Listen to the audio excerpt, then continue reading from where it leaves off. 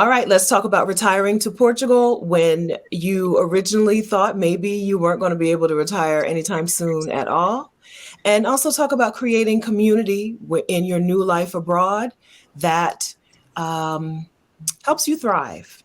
Okay, that's what we're going to talk about today with our special guest, Halisi, who we'll introduce in just a second. I'm Stephanie Perry. I am one of the co-creators of Exodus Summit. I am a house sitter and the creator of House Sitter School. And Exodus Summit as a whole is a platform that helps Black women take a sabbatical or move abroad or bop around as a nomad to live out the life of their dreams. If that sounds good to you, please make sure that you subscribe to our YouTube channel. Hit the subscribe button, please, and turn on notifications. Ring the notification bell so that you will be notified when we post a new video or when we go live. Welcome. And meet the rest of the gang.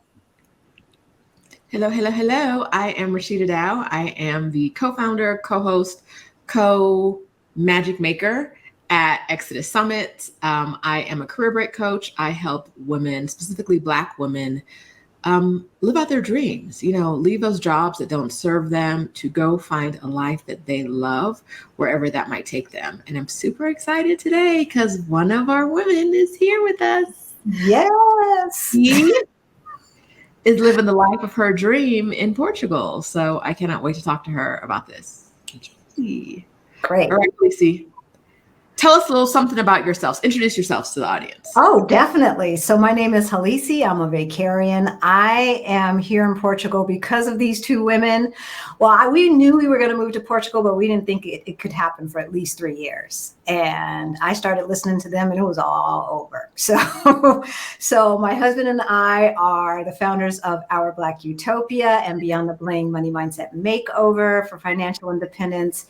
And we are living the time of our lives in Lisbon, Portugal for 7 months now. Yeah. Wasn't that fast? It was fast. That was very, very fast. Very, very fast. Yeah, I was going to say you just got there, but it's been a while. It's been a little while. A minute.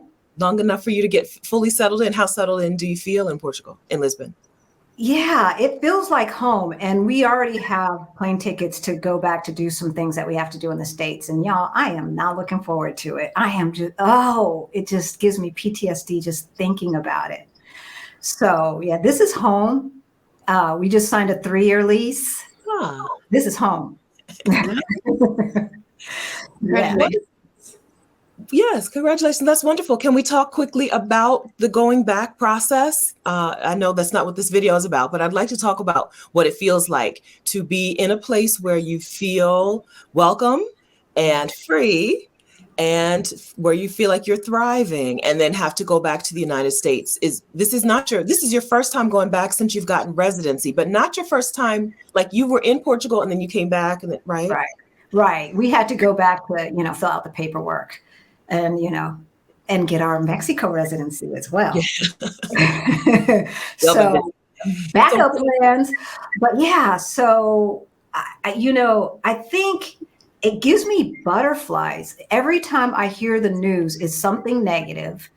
And so between just the angst of the barrage of political discord, the divisiveness, having to hear about 45, and all of that nonsense. So that piece plus sticker shock. I'm not looking forward to that either. I'm not looking forward to that, but I literally get butterflies in my stomach when I think about having to go back. But, because my parents are there, I've got to go check on some stuff and bring some more stuff back besides grits. That's the top of your list, though. Buy grits. Well, actually, I have about 4 boxes right now because when subscribers come, they bring us grits. They bring us Starbucks French roast coffee. Okay. You can't get that over there? Yeah. We can get Starbucks, but not French roast. So they have different blends here. Mm-hmm. They have some of the same, but not all of the same. So Rick is finicky. Like, get over it, dude. Because the espresso here is on point. Mm-hmm. The man gets to like what he likes. Is that Rashida saying that? I support him. I don't know that man. She tells him. So, Let that man like what he likes. Let them people bring him coffee. I do. Yes. He's a good guy. I think it's really funny that you said the coffee and the grits. Is that one of the things that I think holds people back so much is the idea that like you can't leave because you can't leave behind these things. You're not going to be able to find, and people are normally like, will I find spices? Do I need to bring this? Can I, you know what I mean? Like what to bring seems to be a huge hang up for people. Yeah. And for most of us, it's like, no, you can find everything. You can find like almost everything you can find wherever you go in the world. Right. And so anybody who is here who's former military can go to the commissary that's in the embassy, and they have grits there for a bucket, €1.85. Oh, wow. Yeah. Okay. Well, I just forget to ask. But once you're in community, you know these things. And then of course, Portugal has tons of Black people, so we don't have to worry about Black hair care products or any of that stuff. Mm-hmm. Makeup that matches your skin, whatever your thing is, it's all here. Yeah. So living in Mexico City, the things that I can't find where I'm like, I need someone to bring this for me are good braiding hair. I could probably get it shipped to me on Amazon for a ridiculous price. Swiffer wipes, just the wipes themselves. They don't sell them. Swiffer's not a thing in this country. Swiffer does not exist in this country. So I have people put a box of them Swiffer wipes in your bag, right? And bring it down. And York peppermint patties. Those are the only things where I'm like, I can't find them. And if I could never find them, I'd still be okay. Be okay, right? It really, truly is not that deep. I'd be okay if I can't Swiffer. I'd find the solution, but everybody's grandmama is using around here, right? Like, exactly. I'll be all right. And so that is something that I really want people to know, that you don't have to focus on what you might be missing, because there's a lot out there for you that you won't even expect. You'll never experience if you don't take that trip. Which brings me to my question. What are the things that you weren't expecting that you've experienced in some way that you're like, ooh, this is a pleasant surprise? Yeah, I think, they talk about the honeymoon period, right? Mm-hmm. Now, if you read, the honeymoon period is like 3 months. And that may be for other folk, but I think for Black folks, it lasts forever. because our expectations are different. Mm-hmm. And what we're looking for is different.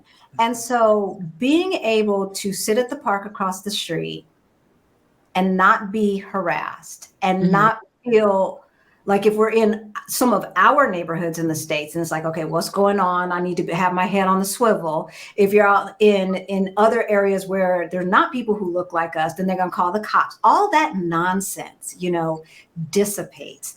And so the freedom, it's just like, feels like that day when you said, yeah, so yesterday was my last day at work. That feeling is kind of like an everyday feeling. Okay. And I was posting that, or maybe in the chat, Stephanie, on your live, I was like, we haven't really traveled. We've gone to the UK, but we haven't really left the Lisbon metro area, because every day still feels like, what are we going to discover? Yeah, that's awesome. And walking around, I have not lost any weight. I've gained weight. Girl, eating pastries and thinking walking up the hills is going, no, it doesn't do that. It does not. My body's like, yeah, that's cute. But every day walking and finding new places is just amazing. Castle mm-hmm. around the corner, old prehistoric fort or whatever is cool. You mentioned pastries and I got excited. How much do you love those pastéis de nata, the little tart? I love them, but I have them very sparingly. Okay. Very sparingly. Rick has them more than I do. Y'all, I'm not going to be able to fit anything. Welcome. Because people do say, like, you go abroad and you eat better and like the food is better quality, so you lose weight automatically. And I'm like, that's not my reality. Not everybody's experience. I'm like, yes, I walk a lot. I work out a lot. And yet this food is sticking. It's sticking. It really is. I can taste the difference in the meats. It's incredible. Yes. Okay. So let's talk about community. So you mentioned somebody you have a connect who can get you some grits from the commissary. So you've only been there for 7 months. How do you have friends? Yeah, I think it's twofold. Obviously, a good portion of our friends were subscribers or are subscribers who are now friends. So that's cool. You know, we meet with everyone who comes to town. If you're coming to town and we can make it work, we'll say yes. Don't say that on. But don't tell people that. Okay. Halisi, bro, you're not tired? Well, will we be inundated? We only have 5,000 subscribers. But today. Yeah, that's true. Okay. So, and this is another thing. If you're watching this on the Exodus Summit channel and you want to see Halisi when you come to town, go on ahead and tell her, subscribe to her channel and tell her over there. And tell her over there. Now, yeah, not over here. That's funny. Yeah, that's definitely true. People ask us questions from people who have been guests on our channel. It's like, well, I'll text and ask them. But the main thing, getting back to the community question, I think it's twofold. It's really important. It was important for us when we first got here to participate in the Facebook groups and actually show up at the events. And I've realized since I've been retired and I don't have to be on anymore, that I'm more of an introvert than I thought I was. So I have to sometimes make myself leave the house, go outside and be social and show up. Right. Well, then when I do, and we find our little, tribe there, it's really cool. So when we came in June, we went to some Black in Portugal events, and those people became our core friends that we remained in touch with. WhatsApp. We have WhatsApp groups and things like that. And so when we got back, they were the core of our friendship group. And then from there, it grew. They invited us places. They introduced us to people, and then showing up at like the Black in Portugal events, POCs in Portugal and stuff like that. Then you got to ask, like, you can't just sit back. So there's WhatsApp groups, and you have to be invited. Well, you have to ask, they're not going to say, oh, are you, a member of the WhatsApp? Let me make sure you're in there. It don't work that way. So things were going on. I was like, oh, I didn't hear about that. I didn't hear about that. And so then I figured out who was in charge of the groups. And, once you're in the groups, it's all over because they're like, there's always something going on. And so we had a game night at our house with all new friends, which is really cool. Well, some of the friends that were our friends from June, and then some new friends. And spades, dominoes, and all of that. We had all of that there, and they had some Neiman Marcus tea. I don't know. Do y'all know what that is? Because I certainly didn't know. But one of the ladies is kind of a chef, and so she made this brew, and then she added the alcohol to it. So they were sipping and playing and doing our trash talk, and we just had a good old time. So same thing with Thanksgiving. Awesome. Yeah. That's wonderful. So since some of these friends have come to you from your YouTube channel, tell us about your YouTube channel. Yes. So we're having fun over there. And thanks to Stephanie, we kind of know what we're doing. I want to be real. And then, of course, I did the Get Your First 3 Clients. So all of that information I used to actually make sure that people understood what we talk about. So money, travel, and retiring abroad. And we help Black folks who are of a certain age and kind of forgot to plan for retirement, get their stuff straight so that they can do what Rick and I did and retire, because we never thought we could retire. Let's just be honest. It was a dream that we had no idea how to make happen. Just no idea. And in my mind, there was going to be, some big contract, or once I get to this level, then I'll be able to do X, Y, and Z. And I'd have been dead by then, y'all. Yeah. Seriously. Okay. So I don't know the answer to this, but I'm going to make a guess. Part of the reason you didn't know how you were going to get there is because you thought it would take more, but it would actually take. Is that right? Oh, 100%. Yeah, because Suze Orman says, I need $5 million, right? So, and then the idea of living within your means, like what we live on here, there's no way we could have done this in the United States. Let's just be honest. So we live on between $2,500 and $2,700 a month is what we figured out. So about $2,650 on average. And depending upon how much we eat and don't eat, and that's with $1,300 in rent or euros in rent. All right. So the math tells me that's under $32,000 a year.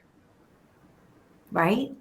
There's no way we could have done that in the United States. There's no way. Mm-hmm. So when I found y'all, we'd had about a year and a half of living expenses saved up, living in Denver, living expenses at that rate. Mm-hmm. And so it's like, okay, we need a lot more than that. We need a lot more than that. And then I found y'all and I was like, well, wait a minute now. There, I had already been turned on to the FIRE movement. Mm-hmm. But again, that's coming from people who are not close to getting Social Security. Mm-hmm. It's a whole different mindset if you've got Social Security. Now, if you're only 40, I don't know if they're going to have Social Security 22 years from now. Girl. But I know that they're going to have it 5 years from now because they can't disentangle that fast. Right? Uh-huh. They're probably going to even have it 10 years from now. 10 years from now, we will have that stuff figured out, right? Like our portfolio would have grown to a certain extent by then as well, right? So, and we're still saving and investing, even living off of one Social Security check. Ah. Okay. Well, okay. So I want to ask another question. What is your, I'm going to ask this and not ask it at the same time. For you and Rick, what is your how many more years of life expectancy are you planning for? That's interesting. So for me, my grandmother passed away at 102. Mm-hmm. So I figure I got good genes. I'm 58. I'm on no medications. So I'm planning like 94, like 104. I don't know. Like Stephanie's always saying, we don't know what kind of technology and stuff they're going to have in the future. It's like, shoot, I'm part of that too. Yeah. I'm not here a decade years, 45 years. A good, yes. Okay. And I don't feel 58. In my mind, I'm your guys' age. Come through. Right. I'm doing math again. Okay. So if you live another 50 years at your current cost, your current cost of living, which probably increase. Yeah. Right. That's $1,500, almost $1,600,000, $1,600,000. Mm-hmm. How much did Susie say you needed? So I'm sorry. I said, how much did Susie say we need? Yeah, well, 5 or 6 million, and then another 600,000 or 700,000 just for the healthcare system. That's right. Right. And so, we've got about 3.5, well, on this rate, I guess about 5 years worth of living expenses between our brokerage account and cash. Mm-hmm. But that's emergency because we've already figured out how to live on what we get from Social Security. And that's the thing. Like, people are like, yeah, but what did you give up? Good question. What did you? I'm not flying business class, but I never flew business class. That always has to be a points upgrade. I'm not trying to pay that $25,000 to $4,000. Oh my God, it's just crazy. So we never really flew business class, except for, we splurged one time. The last time we came to Europe, we did splurge first class. But, there was a sale going on and we got it for like $600. Oh, wow. No kidding. Per ticket, right? I mean, like the laid back, your own cubicle thing. The whole time. Oh, that's better than coach prices sometimes. Girl. This was before COVID, right before COVID. Okay. Oh, all right. Yeah. So it's been a minute. And I ain't seen those prices since. Yeah. But, I guess what we have given up is spending without paying attention. That's what we've given up. But I have not, like, if I need a new pair of boots, or oh, those look cute, I'm gonna get them. You know, I mean, we can go out to coffee whenever we want. We can go out to dinner whenever we want. The last time we went to a white cloth restaurant for 4 people, we had like, well, I didn't. They had salmon, they had wine. I just had a salad. And all of that for 4 people, it came to €50. Ooh. Okay, Lisbon. Right now. Right. And that was kind of in a tourist area. Mm-hmm. That wasn't even staying away from the tourist area. So that was in Parque das Nações. Okay. So, yeah. Now, I know we're here to talk about community, but I'm kind of loving this numbers conversation.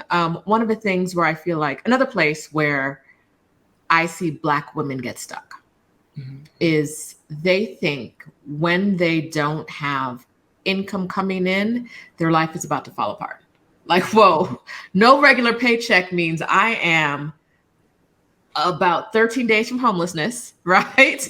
And I can't live like this. So if I leave a job, the first thing I need to do is like focus so hard on like getting the next job because I have to have a paycheck coming in. Because even women who are of retirement age and Social Security is staring them in the face are still like afraid. But what if it's not enough? And so how did you get over that hurdle to tell yourself it is enough? The idea of living within your means and finding the place where you can live within your means that will still bring you joy, right? Mm-hmm. And y'all taught me that. So when I started seeing those numbers, I was like, well, wait a minute. And it's not like Our Rich Journey. We all know who they are. They showed they were living off of $40,000 a year. And they were paying $2,500 a month for rent alone and still only living off of $40,000 a year. So okay, those were those numbers, but it's like, okay, what could it look like? And I think we have so much money saved, and I think that's the key. You have to know that if I need to go back, I could always go back to work. Mm-hmm. I could always go back to work, but we've built in and we've put ourselves in a financial position to have 3 to 4 years where we don't have to worry about that. That's if we spend that money. But so far, we really haven't had to spend that money. The only money that we've spent is on fixing up the house so we can get higher rents in the future. Okay. That's an investment, right? Mm-hmm. And then YouTube stuff, StreamYard, all that stuff just came due again because it's been a year since we started our YouTube channel. Oh, wow. I know. And I remember when you gave me that challenge, you're like, okay, well, I can understand why you can't go live right now, but when you do, I expect this, and this. And me still being in the hustle and grind, I'm like, yes. So, which was good because it gave us a good launch. It did give us a good launch and a good start. But after that, it started settling down. It's like, no, I'm going to get back to the do as little as possible thing. And when we came here for the Our Rich Journey meetup and we met some other Vacarians and, they said, tell us something interesting about yourself. And people are getting up talking about their jobs. Mm-hmm. That's not what they said. And if that's the most interesting thing about you, because you don't do anything interesting. Like I didn't hear like I go to the jungle and analyze this or that. That's interesting. I teach horses how to dance. Right? That's a little bit more interesting than I'm an accountant or something that's in corporation. Like I don't care. So when I got up, I said I do as little as possible. Mm-hmm. And there were some other Black women. They swarmed on me. You watch Stephanie Perry. You watch Rashida Dow. You watch Adelia. And it's like, oh, we know who we are. We know who we are. So yeah, I started sitting back and just going with the flow, and that feels good. And the other thing about that is, some people ask, "Are you really retired?" Mm-hmm. If you're doing YouTube. Mm-hmm. Do people ask you guys that? Mm-hmm. Mm-hmm. And it's like, you should tell us you're not retired. Yeah, you're not really retired. And I'm not like, what is retired supposed to look like? Because my brain needs stimulation. And I know I watched my dad get dementia. I watched my mom get senility, and I'm not trying to go senile. So this has got to be working. Plus it's fun. And that is part of building community. That's right. So we've got some folks who had never heard of ORJ, who just found us either through you guys or just the algorithm. And I would say there's like 10 families right now that are here because of us. Wonderful. Right? Wonderful. Come on now. That's amazing. I mean, that makes me feel good. Just there's not enough sitting on the beach with Mai Tais before you start. I'm like, okay, because my stepmother asked, "Are you bored yet?" No, I'm not bored. I'm not bored. I'm looking, what else can I learn? What else can I do? You know, plus learning 2 languages at the same time. Shoot, I don't have time to be bored. So tell us, Halisi, how do we, Rashida and I, how does Exodus Summit take credit for this? Where's how can we take credit? It's threefold. I think the first thing is that I needed, because Rick was ready to go. You know, he's almost 10 years older than me. So he's got a different perspective. He's a different generation, right? And he was tired. I was the one that said, no, because, you know, Black Excellence. I've got to do this. I've got to do that. I've got to do this. Meanwhile, you know, this time last year, I was like 120 pounds. My hair was falling out. I was miserable. And you guys had done an interview, and that's when I found Exodus Summit. But I found Exodus Summit after the live Exodus Summit. So like a couple of weeks later. Dang. So, but I saw the interviews that you did leading up to it. And Rashida said, they don't appreciate all of that Black brilliance. And I'm like, yes, they don't. I'm in my tub trying to relax my way out of this stress. And I'm literally in tears saying, oh, she gets me. I mean, I felt like it's like you're giving blood, sweat, and tears, and they want more. And there's not enough money on earth. You know, when you've got chronic back pain, it just will not go away because you're so stressed, the bleed out, no. So that was part of it. And then participating in the Exodus Summit last year, well, not participating, but listen to the replays and hearing the stories. And it's like, you know, maybe Black excellence for me looks like me doing what the heck I want to do and not necessarily what Mother Vincent wants me to do. Because she was like, but I like that job for you. Yeah, because I am subsidizing your life, woman. That's why you like that job for me. But keep it real. Like I think a lot of people are in that situation where it's like, people don't want you to do the unexpected thing because they are expecting things from you, right? Yeah. And I think that we have to step out of the guilt. Mm-hmm. Right? I think we need to step out of the guilt. For Black women and taking care of our parents and doing this. And then sandwich generation, right? We've got, you know, older kids still in your pocket. And there was a while that's like, I'm not putting my dad in a home. Black people don't do that. But I was not capable. And that has to be okay. And now I enjoy talking to him so much more because I'm not angry that I'm in this position, right? And it's not his fault. Well, a little bit it is his fault because there was some stuff he could have done so this didn't happen. But at this point, it's, you know, it just is what it is. And I am a daddy's girl. So I now enjoy talking to him. I enjoy visiting with him. When I get there, that's the only thing I'm looking forward to. But we do, video calls and all of that. And Mother Vincent is going to have to step on board. Like, she has to hit rock bottom. It's like, I said, because every dollar I spend on you is a dollar that Jabari and our other kids are going to have to spend on us. And I'm not putting that on them. Wow. That's the word. That is a word. Exactly. And so that's a generational curse right there, right? You want to talk about generational curses. We ain't going there. When you said that to her, did like a light bulb? Did she understand what you were saying at that point? Did that help her understand what you were saying? Yeah. Okay. Until the next time I talk to her. But yeah.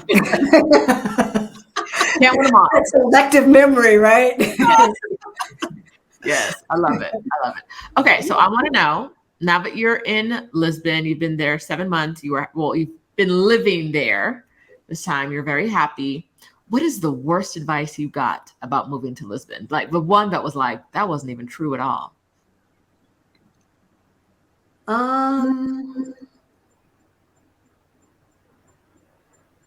Gosh, I don't know. No? Nothing that is negative. Okay. All of the negative stuff we already knew. We knew about the bureaucracy. We knew about the slippery cobblestones. The racism stuff, I have not felt. Okay. So from Portuguese. Yes. Right. Mm-hmm. And I know that there's some privilege for English speaking Black folks, because most of the time they can't tell the difference. A lot of them cannot tell the difference between an American accent and an English accent. So I get Inglaterra all the time. No. So I know that there's some privilege there. I've been followed around the store twice. Okay. From people who look like us. Uh-huh. The third time, I'm gonna have to say so. What we doing here? What are we doing? It's like, come on, brother man. What are we doing? Why are you following me around? So it never from, most of the grocery stores have guards, never from white Portuguese, always from Black Portuguese.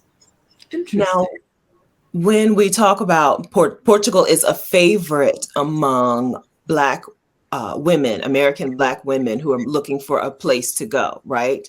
Portugal is a favorite because of the reasons Halisi's already laid out, right? So, but a lot of the backlash that we get, maybe backlash is a little strong, but the response sometimes is, but Portugal's involvement in the slave trade.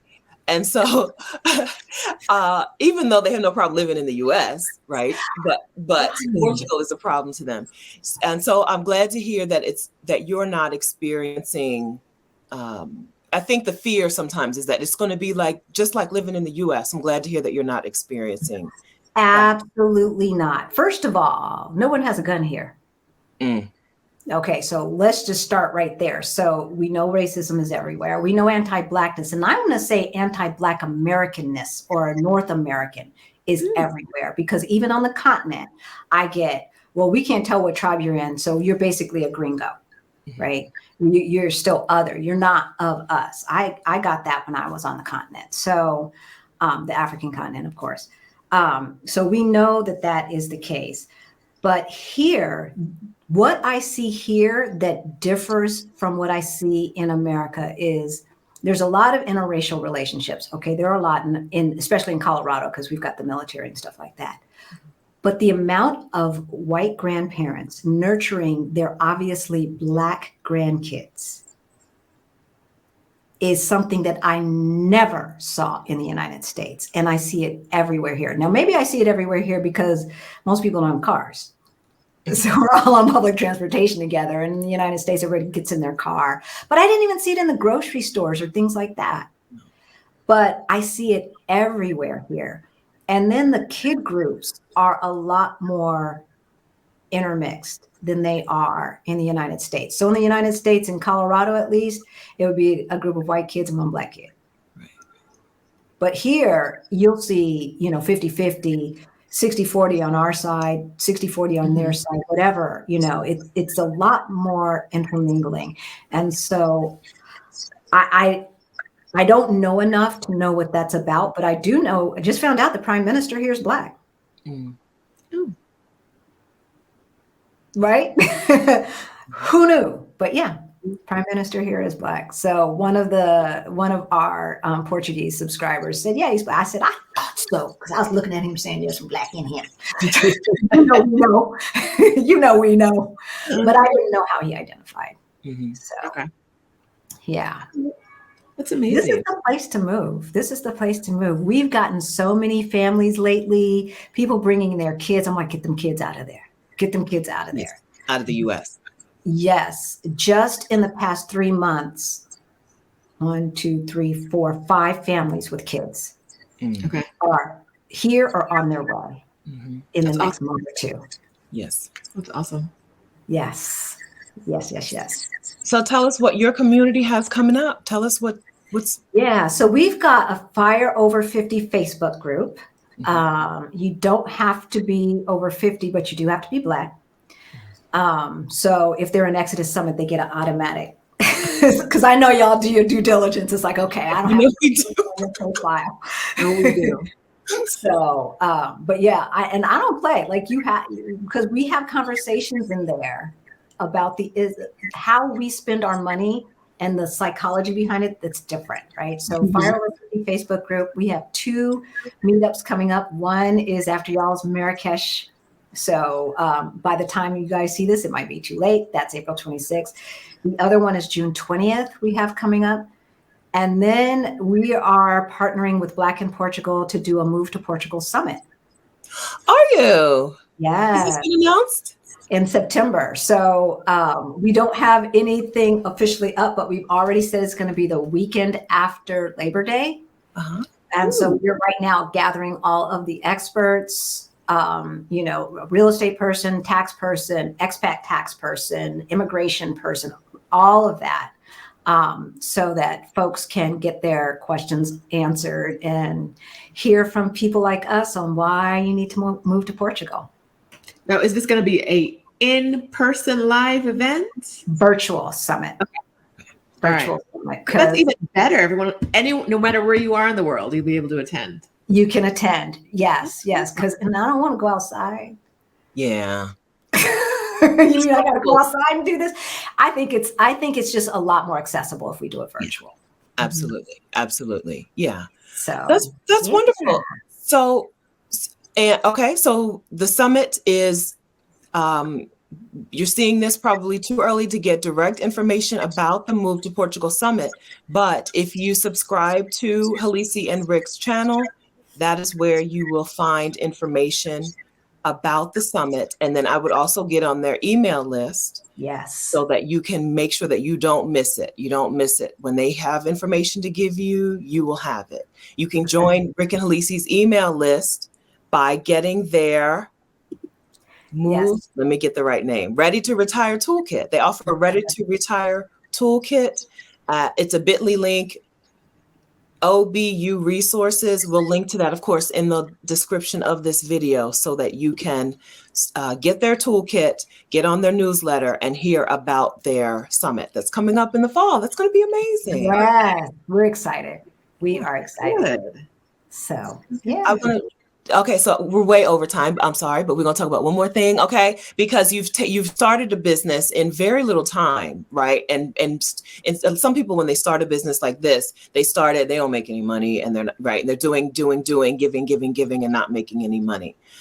You were a student in our Get Your Next 3 Clients Challenge. Yes. Was that at all helpful in helping you take an idea and turn it into profits? Yes, it was key. So I went to business school. I've been an entrepreneur my whole life, but I'm of a certain age and a lot of things have changed. And so how you got clients in 2012, let's just say, is a lot different than how you get clients today. And it's a lot more easy to get clients today if you know what to do. And so, yeah. Even if you think the course was invaluable. So our first launch was back in May. Did we even have 200 subscribers? And we actually made money. Friends, families, and fools. You just gotta let people know. But that gave us the testimony, and those people who loved us, were forgiving, and so they still got value. We got the great testimonies, and we figured out where we needed to, give more information, and just make it a better course. And so then we ran it again as a challenge. Won't do that again. but we had 55 students. Did you? Yeah. And now it's released as a do it on your own course. Good. And yeah, and so we're making more money than we did with the challenge with less work. That's right. Right? So between that and the client calls and getting monetized so quickly because you have to follow the Stephanie Perry way of doing that. Last year, I think we made about almost $10,000.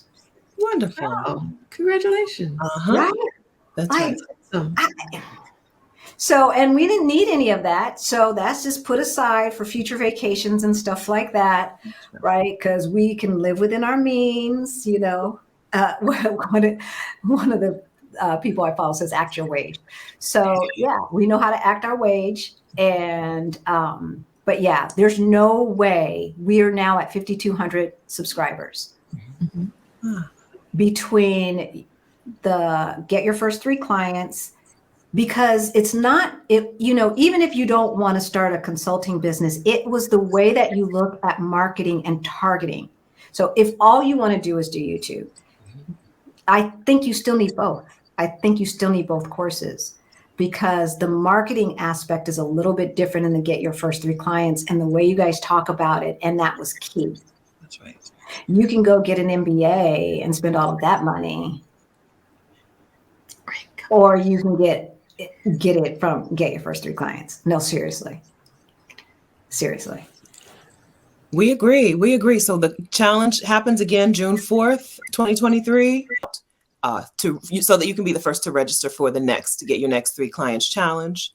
Thank you. All right.